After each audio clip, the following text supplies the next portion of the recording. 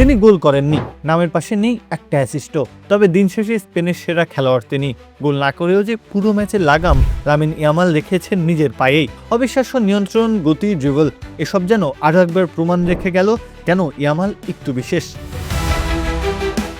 শুরু থেকেই ডান প্রান্তে যেন তাণ্ডব চালিয়েছেন ইয়ামাল। বল পেলেই গতি বাড়িয়েছেন, একের পর এক ড্রিবলে অস্ট্রিয়ার ডিফেন্ডারদের ভারসাম্য নষ্ট করেছেন। কখনো ভেতরে ঢুকে এসে শট নিয়েছেন, কখনো আবার নিখুঁত পাসে সতীর্থদের জন্য সুযোগ তৈরি করেছেন।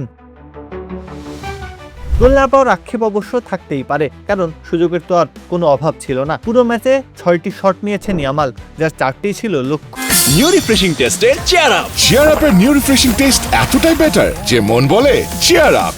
বরাবর, কিন্তু কখনো অস্ট্রিয়ার গোলরক্ষকের দুর্দান্ত সেভ, আবার কখনো ডিফেন্ডারের শেষ মুহূর্তের হস্তক্ষেপ তাকে গোল বঞ্চিত করেছে। তবে ইয়ামালের প্রভাব বোঝার জন্য গোলের দিকে তাকানোর প্রয়োজন নেই। মাত্র 85 মিনিটে মাঠের থেকে তিনি তৈরি করেছেন 2টি পরিষ্কার গোলের সুযোগ। প্রতিপক্ষের বক্সে বল ছুঁয়েছেন 14 বার, যা প্রমাণ করে পুরো সময়টাই তিনি ছিলেন অস্ট্রিয়ার রক্ষণভাগের জন্য সবচেয়ে বড় হুমকি। 60 বার বল স্পর্শ করেছেন, 5টি সফল ড্রিবল করেছেন, আর ব্যক্তিগত দ্বৈরথে 5 বার জয়ী হয়েছেন।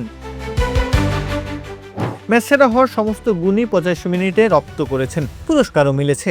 অমন প্রভাব বিস্তার করা বিস্ময় কি আর খালি হাতে ফিরতে পারে?